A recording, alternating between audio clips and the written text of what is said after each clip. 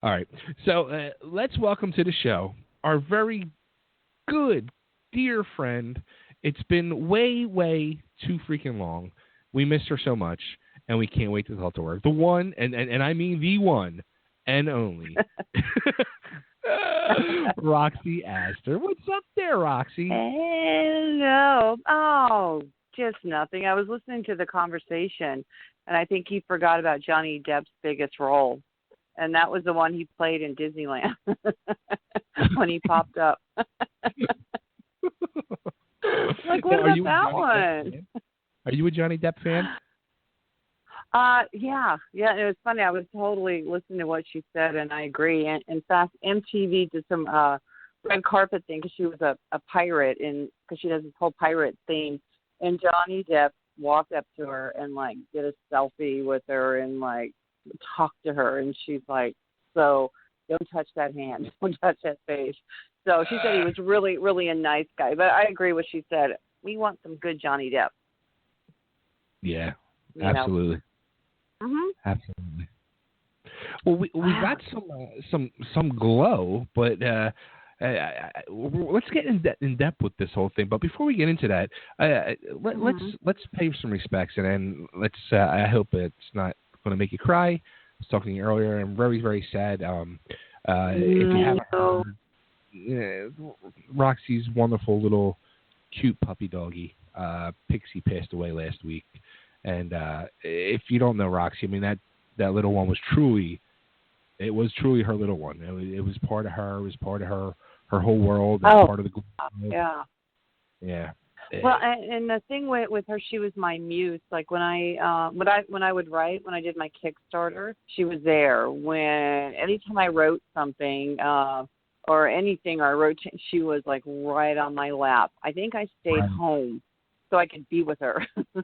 You know, she ran my life, that little one. But, you know, in a few ways she saved my life, too. So, you know what? I was happy to share her with Facebook, not realizing the impact that she had. I mean, I didn't overdo it with Instagram and go, hey, look at my dog. Let me make some money off her. It was more, you know how they do that, because people are like, oh, you got to get her an account. I go, you know, and I got her this little page, and I just share funny things, you know, like the more teeth that were falling out, like the longer her tongue got. And I just thought, you know, everything she did was just so, like, endearing. And I'm like, I'm just probably an obsessed mom. But she just got cuter as she got older. The thing there, too, is, you remember, I don't know if and I know I shared with Facebook that she broke her leg. And I think that was like maybe 5 months ago. And I felt so guilty because I was on a way to a client's house, and I would always carry her around, and she like jumped out and landed on one of her back legs, and she kind of deteriorated from that. And there's really nothing she could do but, you know, take medication. We couldn't wrap it up. It was just like a fracture, but everything was just, she kind of went downhill from there, you know. So, but I got some really good times. I did not know she was going to go like story is that. Have you seen the Washington Post? No. The article of the Glow Girls. Hello, the Glow Girls are in the Washington Post. Yes, we're everywhere. Have you seen my new profile picture? We are everywhere. My profile picture is with me with that purple jacket, and I'm holding Pixie. Yeah, that's the picture I used for tonight. Okay. Yeah. All right. I thought that was familiar. Thank you for stealing that. I mean, thank you for borrowing it. And so that was taken. You stole it. But you got to read the article, though. It's a really good story from Jendi, who is not Jenji Cohen from Glow Netflix, but Jendi, who writes for the Washington Post. She wrote, I think it was Matilda and me, and I think Jeannie and a few of the other girls, Sunny. And she did it from the interview from like an outsider kind of looking in. So anyways, they sent over a photographer to take pictures, and I thought, you know what, I'm going to wear this purple jacket. I'm going to do my little glow makeup, just a touch, and I'm going to throw Pixie's shirt on with a purple bow. And I'm like, you know, maybe I could use her for a prop. Because honestly, I kind of felt like this last year that I was losing her, and I just kind of really wanted to get, you know, like and believe it or not, I have another dog too, but you wouldn't know it. Do you really? Yeah, see? Pom Pom. Her name's Pom Pom. She's 15, but she does not like the camera carried around. So the weird thing is, I didn't know Pixie was going to die, and her breathing got shallow, I think, like the day before, but she's been like that, and she has snapped out of it. And it's so weird. She died in my arms at like 4 in the morning, and she died at like about 4:15 or so. And the Washington Post came out with her picture in it at 7:00. She died right when it came out. Oh. How weird is that? And we did not know because they took about 100 pictures that she was going to be in the picture. So I called up the photographers right away, and I thanked them so much for sending over, the pictures. And then they sent me everything from the photo shoot that day. And then I even spoke with Jendi, and I thanked her so much for, writing the article. And it was just like the outpouring. Did you see when I posted about Pixie? Oh, yeah. And the thing is, I was crying over the keyboard, but I was kind of like, and people think, why do you do, I know now why people do what they do on Facebook when they write, like, I'm going to the hospital, because you almost get that, these people reach back to you. And believe it or not, it helps. With all the crap in Facebook, the negative stuff, there is a lot of positive stuff. So there was about over 250 comments like, oh, she made my day. Thank you for sharing. And she was great. And over 300, hearts and everything. And I'm like, wow, I guess, you know what? Just, the fact that I shared it and I didn't annoy too many people with her, it was a really good feeling. It was kind of like a thing, like made me realize that really right then and there that she was gone. I mean, to this day, I'm still waiting to walk in and see her on the couch, and and it's just today I called her name, and that was, I haven't done that like in a week. So it's just little things. I know. So I have my moments up and down and stuff, but I've been so busy with all this glow stuff, and we've had so many interviews. We're all getting interviewed, or most of us, for the Huffington Post. Did you see the party video that I posted? I with watched the Glow Girls reaction? 10 minutes of it. Yes, I saw some of it, yes. Okay, are you one of the 4,300 views? Are you one of those? Wait, I didn't just see that, did I? Now, how about, like, so wait, did you have, like... 4,300 views from a party in my apartment, and it was actually advertised in the New York Post. What was the party?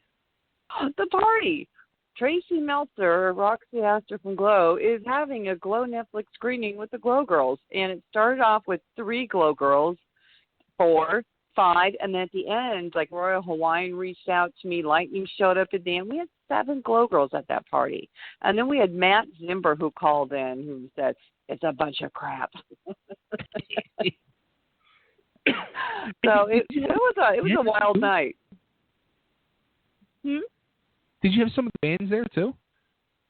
Yeah, I kind of shocked a few fans that I've been watching on Facebook that have been really, really sweet. Terrence Tucker, he goes, I wish I could go. I go, okay, here's my address. I personal message him. He showed up, and he was so sweet. And I go, okay, there's Matilda, and his face just dropped. And okay, if you picture this, he walks in with this sweet little, and he had on like a little glow, like a patch, and he had a safety pinned all around. It was so cute. And I'm going, there's Daisy, and there's Lightning, there's Matilda, he kept going, like that. And I'm like, what a cool reaction, So I invited a few fans, and like they were at my house. It wasn't like a Taylor Swift thing, but it wasn't like hiding the goods. But it was just kind of neat to have their reaction. And of course, my daughter, I know you're really proud of your daughters too for all they do with their art. My daughter is a baker, and she worked for 2 days and made like cheesecakes and made cupcakes and put little glow emblems, and really went out of her way to do it. And everybody pitched in because they knew I was really sad and put that party together. So it turned out really good.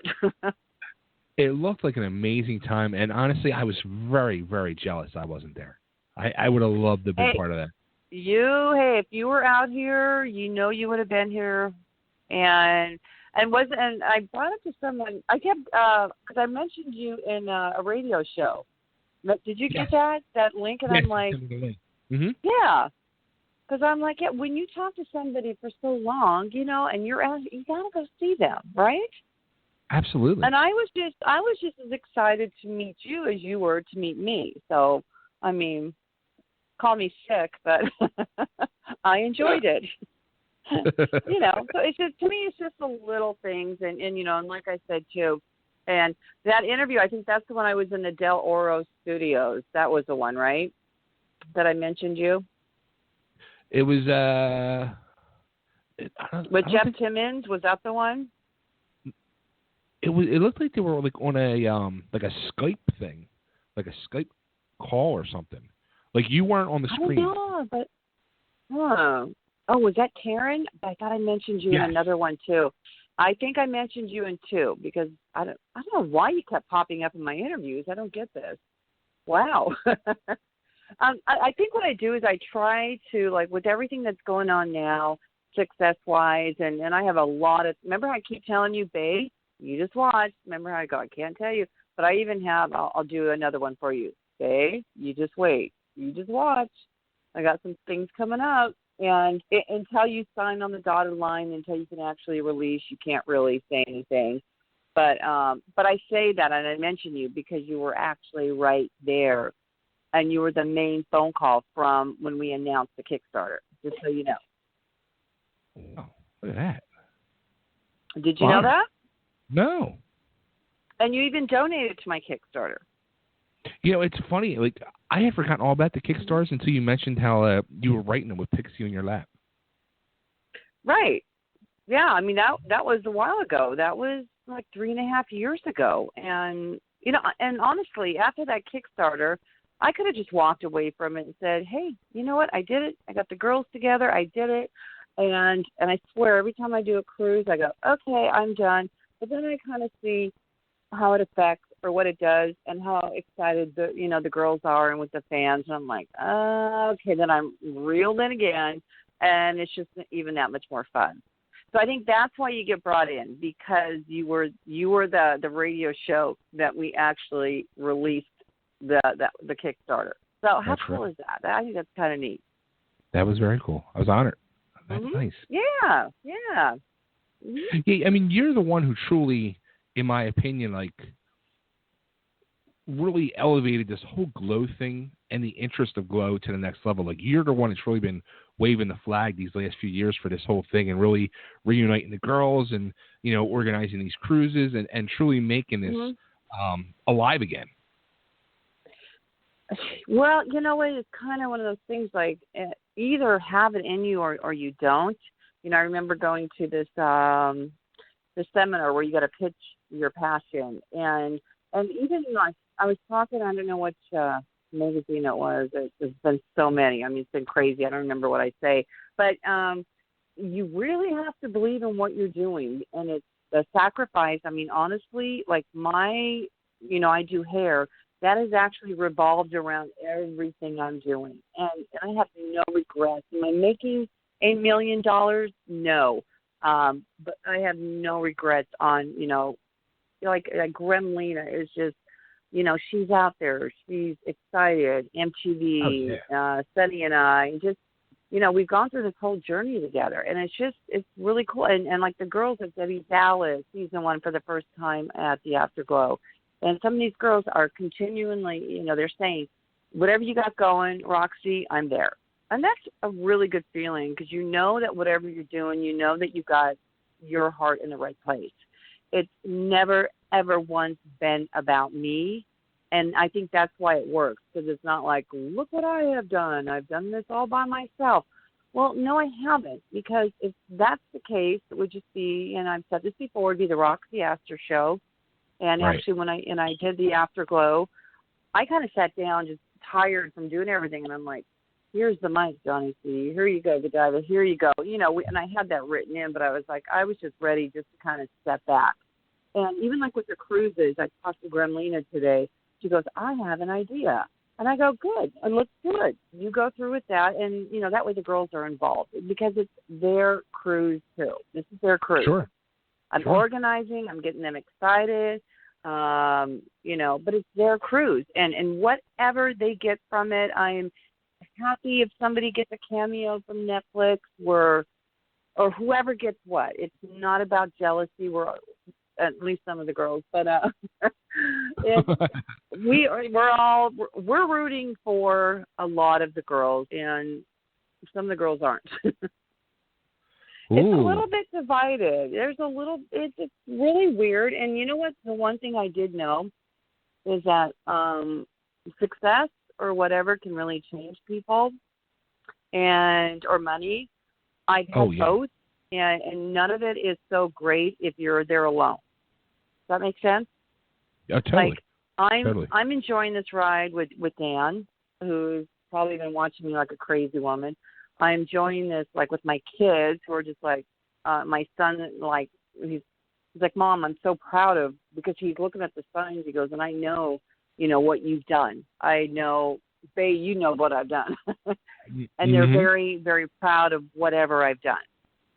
And can I say that it's because of me, Glow Netflix? No, it's because of Glow back then.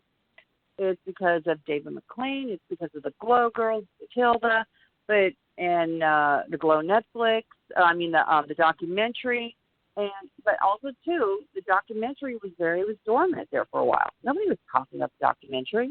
Nobody. And the Afterglow came around, and then once the Glow Girls start talking to their fans, and you create a buzz that way, then it kind of gets Hollywood or people to listen and go, wow, there's something here, But it takes all of us to do it, not just one person. And that's what some people are having a hard time believing. It's just not about one Glow Girl. It's about all of us. Yeah, and like you're the one. I mean, yeah, there was all these things going on, and yes, there was all the Glow Girls, but you were the one. And if I piss any of the Glow Girls off, please accept my apologies. But and not just because I'm closest with Roxy, but I like I said, you were the one who's truly been waving that flag and keeping it out there. And you've been like the organizer of all these things, and whether it's having these viewing parties at your house or the cruises, or before you even did the cruise, you did the Afterglow party, and like all those little things equal up to big things. Mm-hmm. And I truly think that the people behind this Netflix show, they saw there was an interest. There was still love for the original show. Yeah. And, you're the one who. Yeah, I mean, I believe that. Some people don't want to believe it, and they just don't want to believe it.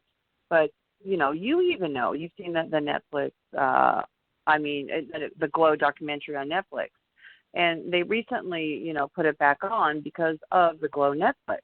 I mean, it's got to start somewhere. I'm sorry. Somebody doesn't just pull it out of a hat and go, these Glow Girls are interesting. We're 35 years old writers, Liz and the other one. Let me do a story about Glow because I'm just watching a documentary. I find that very hard to believe. I really, really do, babe. I'm with you. Yeah.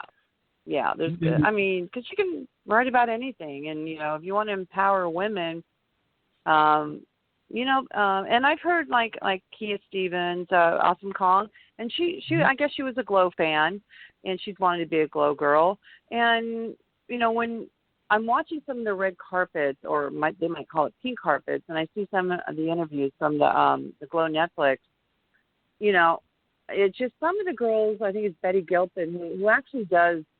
State, like for these, Glow Girls and everything. She does put that out there, which I have a lot of respect for her for doing it. And Allison Brie, I swear, I think she's in the air and just like, well, if it wasn't, and I'm just like, boo. And I'm sorry, I can't stand her in the Glow Netflix thing. I love Brittany Young because she's just got the, you know who that is, right? She plays, did you see the Netflix Glow? I saw about half of it so far. Okay, and the thing is, people ask me, what do you think of it? And I'm like, I'm a little too close to it. I'm like way too close to it. And, there's some really funny moments, and it, brings you back to the 80s. But as I said in a radio show last night, and this is, Genji Cohen, this is her formula. And her formula is like with weeds, the woman. I don't know how selling dope is empowering women. I don't know how women in jail is empowering women. But once again, I don't know how taking a name like the Gorgeous Ladies of Wrestling, and it's a 30-year-old brand, is empowering our fans or women. I don't get that. If you're going to pay the word homage to us, then you know what, then pay it. Pay it. Throw Matilda in a cameo, or, maybe at the end of everything, instead of putting creative consultant Ursula Hayden, I'm sure she probably put in about 3 words. Or 4 words. I'm in the bathroom. They're like, okay, let's just write this crap over her.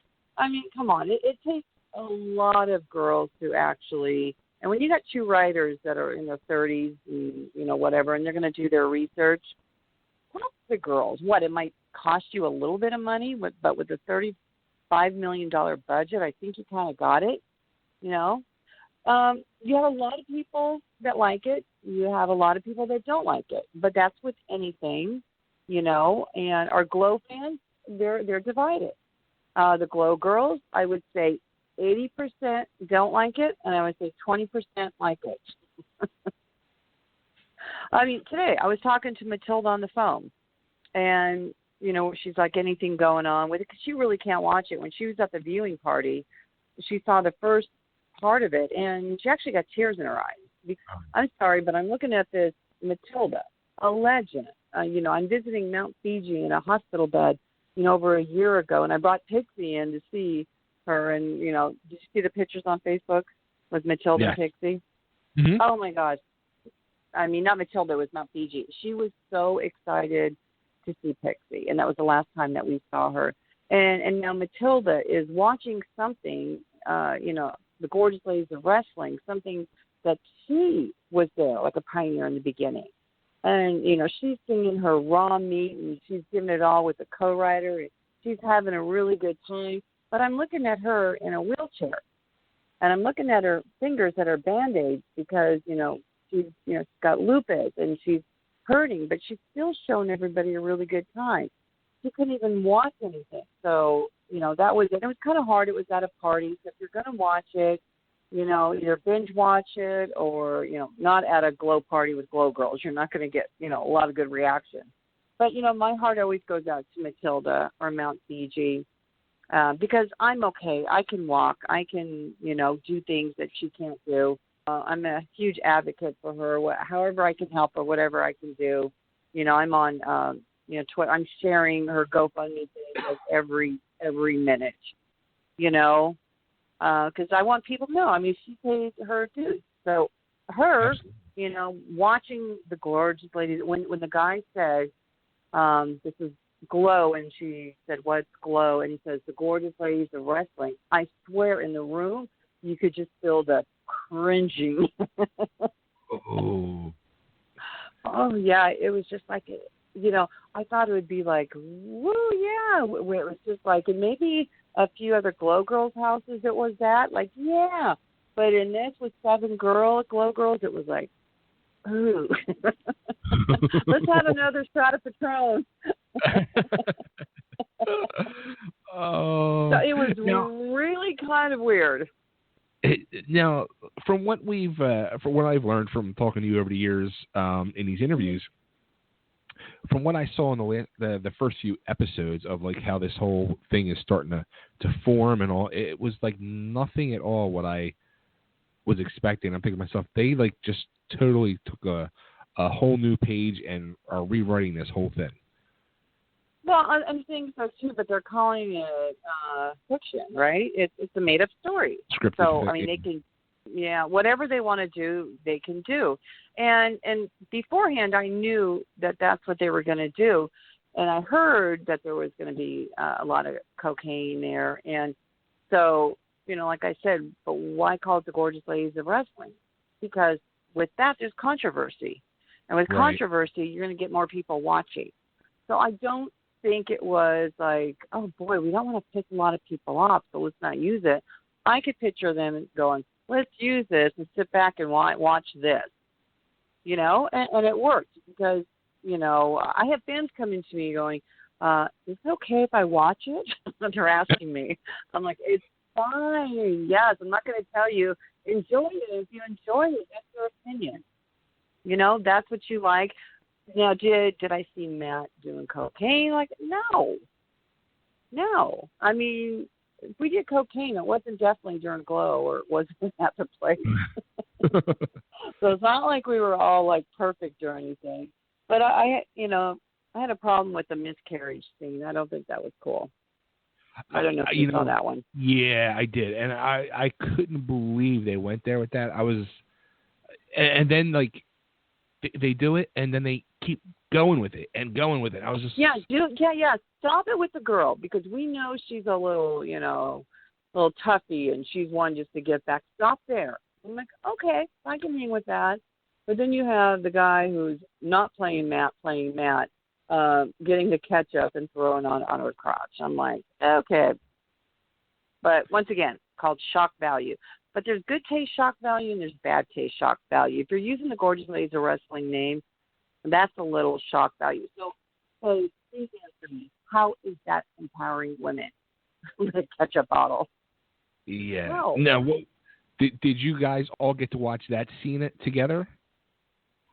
I remember Dan was going, okay, we watched the first one. And the funny thing is we're all watching it, and then everybody started eating cupcakes and walking away. And Dan goes, okay, so how about if we go to number 5? And we're watching it. Everybody starts drinking and eating cupcakes. So it was, because it was so like all over the place, and it was really hard to get into the characters, which I loved a lot of the characters. They're great. I mean, you got to understand, these are actresses who got hired to play a job, and a part. So it's like, you can't blame them. You can't get mad at them. They got hired for this. And you know what? That's great. But do they know they're going up against a 30-year brand? I don't think they give a crap. It's it's a part for them. It's a part. See, and they will do this, and then they will move on. I do have a problem with a couple of the girls saying, this is a sisterhood. There are sisters. What? How are they our sisters? Well, they could be, because I don't talk to mine right now, but oh boy. I mean, they're actresses. And will it get picked up for season 2? Maybe. But it doesn't mean they're going to call them and go, hey, Rox, you want to go have a drink, or you want to go do it? No, they're not going to. I'm sure a lot of people would really love to have us like mesh together, but I don't see it happening. And I don't blame them. They're actresses playing parts. I don't want to, look desperate, like, be my friend, go sister. I'm okay with that. Now, I mean, nothing Are you for laughing nothing, at me, babe? Are you laughing at me? Of course. Come on now. I don't laugh, right? We got too much to laugh at. Well, I know. See, now I lost my train of thought. I do it all the time. See, I'm so Put your glasses on. Go down. Oh, man. You see, you totally screwed me up now. I'm so good at that, huh? Did any of the girls reach out to you guys? Did they reach out to us? You mean the actresses? Yes. No. Did anybody from? No. Now, did a lot of Glow girls reach out to Chilton Productions to try to get a part? Yeah. Did I? No. No, it's funny. Because my buddy, our co-host over here, Nick, he's seen the whole series, and he just sent me a message. 7 dude wrestler cameos, no Glow Girl cameos. And that's another thing, too. And I'm kind of wondering, okay, because the only real wrestling they had were with the wrestlers. And, a lot of people didn't know what to expect. Okay, it's a half-hour series, a dramedy. That's what it is. It's not really a wrestling show. And I don't know what people were expecting, but they did get some wrestling, with the I think they're from TNA, a few of the guys, and a lot of the wrestlers who I'm kind of thinking, oh, they're going to hate this. They're not going to want to, even watch it. I think maybe they're hoping to be in it, so they're going to go, yeah, that was great. Oh, that was good. It's called jumping on the Glow wagon. Good show. Because it could be open for, but not the Glow Girl. Not one Glow Girl. The only one who has anything to do it is Ursula because she owns the trademark, but she's not even in it. She wrote in an interview, if she uses one, she has to use us all. And I kind of take it like if you bring candy into a class, if you give one, you got to give it to it all, to everybody. Right. Which I never believed. I never believed that. You can just give a few pieces out, and nobody will know. But she didn't. She didn't have to do that. I mean, she could have looked. Nobody would have gotten mad if Hollywood was in it. And who knows? Maybe Hollywood will be in it. And you know what? I hope she is. As somebody who's been there from season 1 through 4, I hope so. If Godiva gets in it, if Matilda, you know what? More power to them. I'm happy for whoever gets whatever from it. Now, what I'm getting out of it is a lot of press. So, am I totally unhappy with that? No. So, you know what? I mean, you're asking me, about Glow, Netflix, and I know a lot of the backstories, and I know a lot more than a lot of people know. And so I'm little too close to really actually able to enjoy it. But I'm still going to say the scene I hate is a catch-up scene. Not necessary. Agreed. Not necessary at all. And you agree with that, too. So. Absolutely. I was so cringing. Are you going to let your daughters watch it? You know what? I've kind of been a person who has kind of encouraged them to go watch whatever shows or movies because I'm like that too. Yeah, because I mean I would never had stuff censored for me growing up, and I think I learned a lot more from watching all that stuff than I did from my actual mom. So I try to encourage them to, but I don't think they would be interested. Maybe. Well, just do me a favor, okay? Before they watch it, just remind them how much Roxy loves them and who went to go visit them in Irving. I'll tell you what. Auntie Roxy was there. Before we went live on the air tonight, my older daughter Rita, she said, "Who's on the show tonight?" I said, "Remember Roxy? We met her out in California, the Glow Girl." And she's looking at me. She's like, "Oh, Pixie." I'm like, "Yep." Oh, that's sweet. So she knew too, huh? Yeah. Yeah. Gosh, it hit a lot of people pretty hard, Gosh. Well, that was sweet. So she's remembered, and she'll always be remembered. She's actually right next to me right now as I'm doing this interview. Not her ashes are, not her, but yeah. I'm like, that sounds kind of weird. No, we did. And I have my favorite picture there. You had to clarify that. I did because I said that to somebody and they gave me a weird look. And you see those movies where they keep their animal, they stuff it, and I'm like, no, she's actually in a really cute little box. And what's your favorite picture? And I had one of my daughter's friends. I thought was so sweet. She's an artist, and she painted this picture. I'll post it on Facebook too. And she painted like these clouds around Pixie's face, and she actually put some of her ashes in the clouds. Oh, wow. I thought I'm like, that's really a good idea, which I never, because usually, they're just in a box or something. And I said, you should probably talk to the crematory, because that's something different. It's something, my daughter came up with her friend who painted the picture. So I thought that was kind of neat. So I have like a little thing there with all her little outfits and stuff. This is the way I deal with it. This is the way I have to deal with it. Sure. No, the one thing, going back to the whole Netflix and all that stuff, you had said already, like, you're getting a lot of press out of it. I think, honestly, the original Glow is getting more press out of it than the new Glow.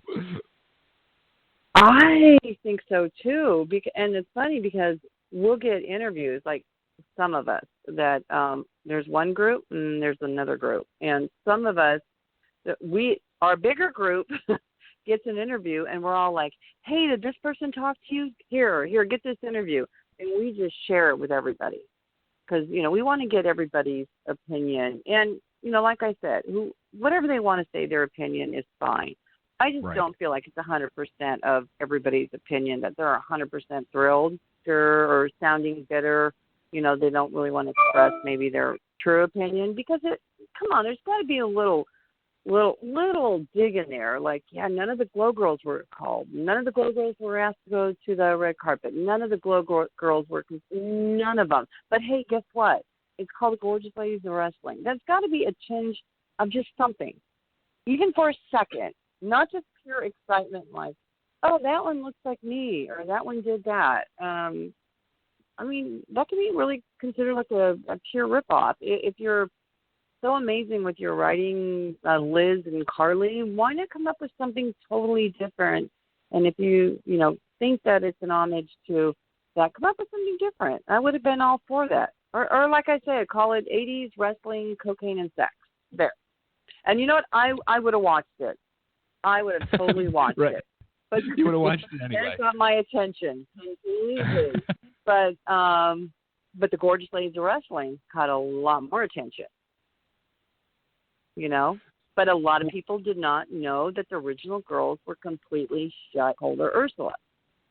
And we tried to reach out to Ursula before, like for the Afterglow, or because we were friends back, when we did the Elevate show. There was no fighting. There was no cutoff. She just kind of disappeared. And there was nothing, no bad vibes, nothing. So it was just kind of weird that, like, even now, and you know what? And especially now, I don't blame her. Like, if people are going to reach out to her, she got money. I think she's going to have to be kind of protective of what she has now. Because you can go from nothing to something, and you know what? You're going to find a lot of friends. Oh, yeah. Yeah, so even when I get my huge break, I bring everybody with me, or it's just not a good feeling. And that's probably why I'm doing the Afterglow, because it's, it's meant to be for everybody. Yeah, I wonder if that bothers her. Like, who was the Washington Post and all that? They come to you for interviews, but yet she's the one who owns all these trademarks and stuff. And they're like, who? Well, I heard from somebody that I guess the New York Post tried to get a hold of her, and they were talking to her, and all they got were kind of like some moans and like not a really good interview. So I'm like, I don't know what that means. I think they expect more. Maybe she's just shy or wasn't in the mood. I don't know. Just because she owns a trademark doesn't mean she has to have a personality. But the Glow Girl, you should have a personality. But, we don't know what's going on with her or anything. But I think she's going to be on the AfterBuzz, which should be interesting. Angelina Little Egypt is doing the AfterBuzz on Sunday, and she's doing it with Ursula, and she's doing it with my favorite in the show is Brittany Young. Like, I have nothing bad to say about Brittany Young, and she's just so excited to be a part of it, and that's very cool. She's not an actress that's been around for a while, but I see her doing a lot. She's amazing. That's awesome. That'd be cool. Mm-hmm. That'd be very cool to say. Yeah, I'm happy for her. Like the other one, I'm okay.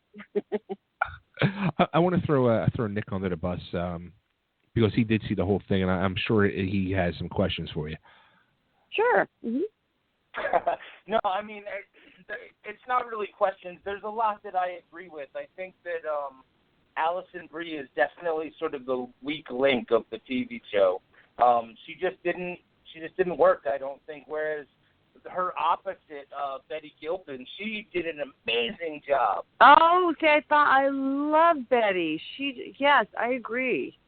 When her character realizes that it's sort of like a soap opera, and she's a former soap opera star, and it all sort of clicks in her head, she becomes a completely different character, and they did a really great job with that. Or when she finds out that, that her husband is screwing Allison Brie. And then you have Allison Brie, who's this little innocent character. I'm like, wait, that doesn't make sense. Why would she be doing that to her best friend? Like, that part really didn't make sense because her character was not a conniving person, Allison Brie. Yeah. That just didn't float with me, and how he, came to the window as she lived with her parents. I mean, what was that? I think I think they used her name to get the series made, but I think she was a really bad fit. I mean, even her gimmick later on, it had no reflection of what she had done throughout the whole series, when every other character, they were sort of part of who they were. Does that make sense? Yeah. Well, she was also, like the Shakespearean actress or, whatever. And I don't know, could they have done without the TNA? But from what I found out, I guess she's got a huge nerd following, and I think they kind of grabbed that audience like, hey, we got Allison Brie and her boobs. Here you go. No, I will tell you this. Having seen all 10 episodes, they do you have to. So the drug stuff was really up front, and then they sort of got away from it a little bit. You know what I mean? I'm glad that they didn't stick with that. So I'm totally with you on that. I'm totally with you on the miscarriage thing. I'm totally with you on Brittany Young.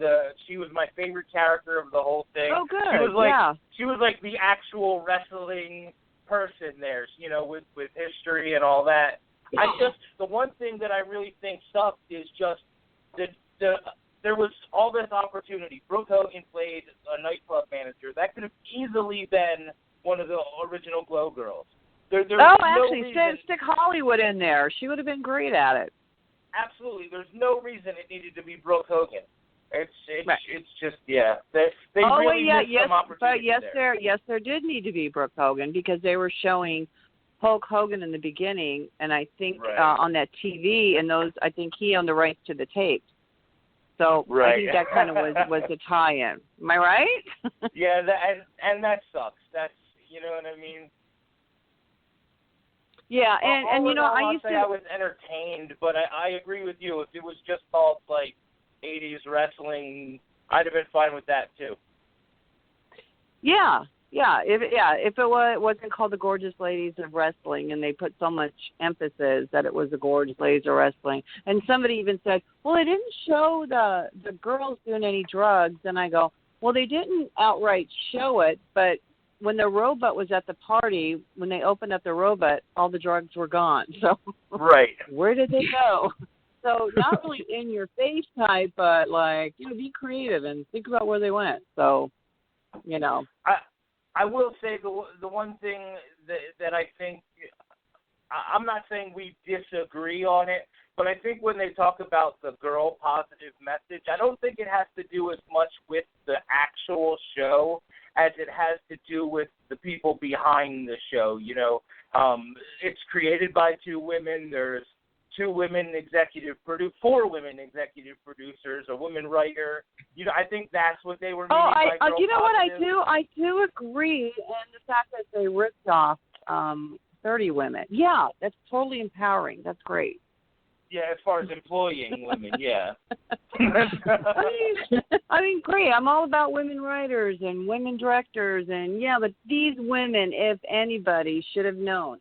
It's a 30-year brand. These were the women that opened the doors, like for the divas, and I mean, take a look at that. Consider that at least, and go, wow, we have something here. Let's do something with this. It doesn't have to be big, but let's do something. I don't care. Pull a few in for their story, just something. So it looks like that we really care about these women like Matilda or Fiji that have gone through what they've gone through. To me, that's empowering. The other, I think, is just bull crap. So how do I really feel? Okay. Now, how about that? Has Fiji seen it at all, or? You know what? We don't know where Fiji is, and I don't know if her relatives are watching. And like I said, I love the girl who played, Brittany Young, who played her, but that's obviously it's a Fiji character. I don't know, because there's only one Fiji. I'm sorry, one Matilda. They come walking into the ring, and there's just this presence I don't see one girl that walked into there that just had that presence. No, You know, not at all. not one that just like, wow. And I know we saw the backstories, and with Glow, we only saw them as characters. But even when Matt Fiji walks into a room, or even Hollywood, or even, you know, Godiva, or when these girls walk into a room, there's a presence. And did you see I didn't mention me? Did you see that? So in a way, I guess I did. So there's a presence. I only slightly disagree with you. There was one time where I was watching it and I was like, boom, there it is. There's the gold. And that was when the Liberty Bell character took the gold medals off of the other girl and put them on. Oh, I love that. No, I love that. Yeah, that scene, in that moment, that was it. That was the money shot right there. Yeah, even how she kind of bent her back and the way she did that, how she said that, and it can be something so simple, but that, to me, that did it for me too. Was just that she's like, hey, those are my medals, they're real, you know, hello, but I love that. Absolutely. So I'm not disagreeing with that. No, that was great. That was great. But Betty was amazing. Betty was amazing. And that was the one time I was like, boom, that's a Glow girl. I was like, that, you know what I mean? That happened, I said, there's your main event right there. I don't know who. I didn't think Alison Brie was going to make it all the way through because her character was just stupid. It didn't make any sense. Oh my gosh, she kept whining and she kept whining. Had the show just been about Betty's character, I think it would have been an even better show. Yeah, but I think also too the two characters. You had Alison Brie who fought with Betty Gilpin, so you had those two, and then fighting over a guy. Well, as I remember in Glow, there were two girls that fought over a guy that actually used to bring it into the ring. Do you know who that is? That was the Hollywood one and Sally. Hollywood and Sally. They had a real battle in the ring. So Matt knew that something was going on between them, like somebody was seeing a boyfriend or something happened. So he put those together. If you look on YouTube and watch one of their matches, I swear they're just duking it out, and that stuff is real.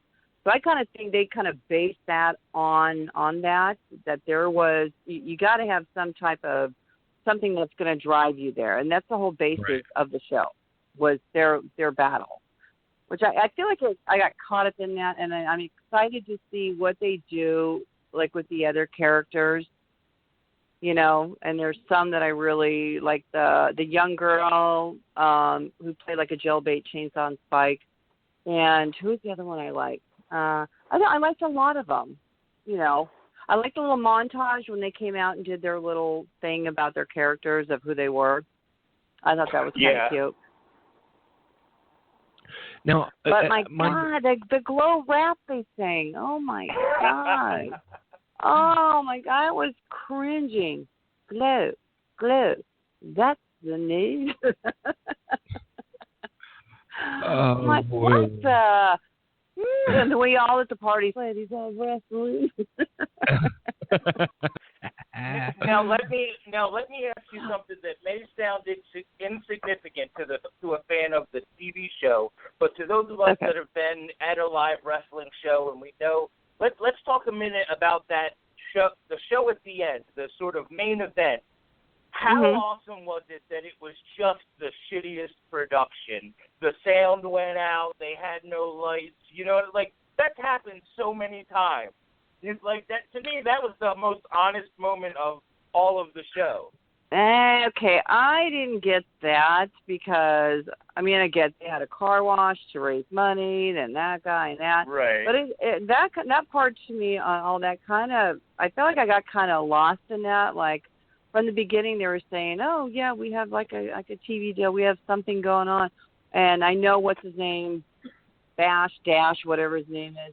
He lost his money or whatever, but it just seemed like it was so all over the place. And I'm like, wait, I thought they had this. Wait, they had. And I just got kind of lost in that.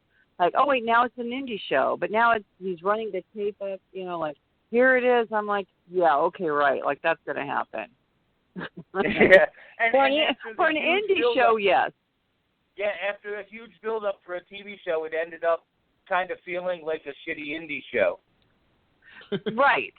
Right. I'm like, okay, well, whoever wrote this, maybe they went to a few matches or talked to a few people. You know what? If they would have actually talked to some of the Glow girls that have been there, like even Hollywood from 1 through 4 or Matilda, get the real good stories of really with Glow. It might have cost them maybe a few grand or something. It would have made it to me that much more rich. And Dan, who is a huge wrestling fan, the first time it was on like the night before the party, and Dan's watching it. I go, okay, I'm going to bed. All you hear is, oh, God, what? Oh, jeez. I'm like, I don't want to hear it. He goes, oh, no, you got to come see this. I go, I don't want to hear it. And then he's skipping through, and it goes, oh, God. And because he's a wrestling fan, and he watches WWE, he goes, I don't get it. I'm like, shut it off. So I'm like, let's just wait till tomorrow. And then I just kind of, when he was gone at work on Saturday, I just watched the whole thing, and I'm like, I wanted to get up with you. I got bored. I'm like, the story was really, really slow, and like from the beginning, I wanted to be grabbed. I like the dream sequence. I thought that was kind of cool, and I like the music, but I didn't get the whole indie vibey thing at the end. I didn't get that. That's one thing I thought they did really well in that. Is it really did come off like it was the 80s. I don't know where they found all those cars in every scene to make it like it was the 80s, and the music going along with it. I mean, that was just icing on the cake. Okay, babe. I've got a different take on that. Really? I really do. Okay, like I said, I worked in product placement, and when I look at movies like Dazed and Confused, and I look at Fast Times at Ridgemont High, I feel like I'm really in that time frame. But when you got to throw in Steve Guttenberg or certain names, or sometimes the music alone and the hairstyles, and not like a can of Aquanet in the back, it's like sometimes the 80s are kind of shoved like down your throat in this show. There's a lot that you don't really need to do that. We know you're there. We know you're in the 80s because your pants are hiked up to your boobs. We know that, okay? And like the whole workout with the Jane Fonda thing and all that, and the perfect little outfits and Awesome Kong, where nobody wore that like that. It was just, to me, it was overkill on the 80s. Dazed and Confused. Do you remember that movie? Yes. Okay. One of the best movies, I think. Down to the cars, down to like the music. I'm sure the music was good in it, and Pat Benatar. But I mean, what are you going to do? Are you going to put 60s music in it? No. You're going to put 80s music so we can all go, wow, I remember that. I remember that hairspray. Oh, I remember that. And so we're all walking down 80s memory lane, and you look at some stuff, and I'm looking like, we didn't wear that. Nobody wore that shit. What is that? Because we were there. So they could be trying to pick up a newer audience, and I swear if those pants come in again, I am so done. The hiked up pants that Allison Brie was wearing through, I'm like, oh my gosh. So I just felt like the 80s were kind of really shoved a little too hard in our faces for that. When I compare it to, like I said, Fast Times at Ridgemont High, with the whole, and there was some language. We didn't say epic.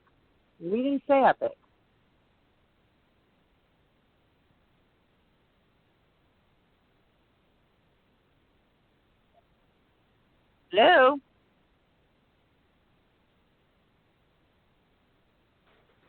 Hello? I'm still Hello? here, Roxy. I don't know who else is. Still there? Hey? Hello? Are you there? Can you hear me? Can you hear me? I think something might have happened to Bay because I don't think we're hearing him at all. Yeah, I don't hear Bay at all. Hello? Hey? What happened to the last phone, huh? I think you're right. I think it did. Mhm. Okay, No, why don't we why don't we let everybody know where they can find you on social media and everything like that? Okay, Bae, I love you, but you suck. Okay, anyway. I love Bae. Okay, I'm going to promote the best cruise in the world, and I know Bae gets seasick, so he can't go, but who cares? You know what, Jess, you can leave him at home and you can come hang with us. It's at www.afterglowatsea.com, and we're going to have 11 Glow Girls, and this cruise is amazing. We're having a masquerade ball, and there's a lot of surprises during this cruise. Plus, there's free booze, free drink package. Can you believe that? Like, all you want, awesome. even though I'm not a big drinker. Also, Roxy Astor on Facebook, and a lot of the Glow Girls are on Facebook too, and Roxy Astor 1 on Twitter, and Glow Wrestling 1, and that's for all the Glow Girls. And that's it. So, the Afterglow Cruise, the most amazing thing in the world. Faye, where are you? I didn't even get to say goodbye. Yeah, Am I right? I think he's having a hard time getting through. I'm not sure that it's going to happen. Okay, will you tell him I love him, and I'll ream him personally. Okay, definitely. Thank you for coming on the show, and we'll talk to All you right, soon. thanks. Thanks for having me. I heard what you said. What? I just heard what you said. I don't know what happened. I'm on my phone now. I Well, had to call into the system. Well, I just said my goodbyes to you. So. Okay. Well, hello and goodbye. She said she'll read Thank me you later. for everything. I said I'll read me later. I said, Bae, you suck. What else? Did you talk to Janetti at all? I mean, that was another thing too. Before I go, Janetti's been very quiet on the line here all night. That's because he's afraid I'm going to bring up Godiva. I even dropped your name a few times. I was going to ask you. If Godiva was going on the cruise this time. No, you know what? She's honestly not like a cruise person. And what I do tell people, it's like, look, the cruise, it's not for everybody. Not all the Glow Girls are going to, want to go, hey, I want to hang out with the fans. And it's okay. It's okay. It's not for everybody. But the ones that want to go, they do. But you know what? She actually showed up and met one of her biggest fans, Diana Prince, and she at the Queen Mary before the first cruise. So you know what? If it's not for her, that's fine. She's still Godiva. We love her. So I try to throw that in one word, but that's fine though. She'll come out for other things. She came out for the CAC, get the award, and she's still Godiva. Nice. She's Britannica. She's Britannica. Britannica. There you go. Britannica in the Glow Netflix. A cross between Britannica and Zelda the Brain. Oh, that's funny. Yeah. All right. Well, hey, I thank you as always. It's always a pleasure. All right. Anytime you want a personal one, there you go. You can write to me if there's anything you want to talk about. Purple message. As always. We always have like behind the scene type things going on. And I'll be waiting for Roxy got her copy of our magazine, so we'll be waiting for our picture. Oh, yeah. Oh, my God, that was so funny. So my daughter's boyfriend brings this up and goes, this is for Roxy effing Astor. I go, that's real funny. And he goes, no, it really says Roxy effing Astor. And I'm looking at it, and I'm like, it does. So I will take a picture, and I love the magazine. I look through it. That is so cool, babe. Congratulations on that. It's very cool. Thank you. Thank you very much. I'll send a picture. Maybe I'll put Dan in the picture with me, and we'll pose with it. Okay. Sounds good. All right. Tell Jess and the family I said hi. I will. Okay. Wait. I got to say this. Yep. Winning. Hashtag winning. Hashtag winning. Absolutely. All right. Love you, babe. All right. I'll talk to you. Love you. Okay. Take care. Bye. Bye. You too. All right, everybody, there she goes. One of the girls that should be in a Netflix series, Roxy Astor from Glow.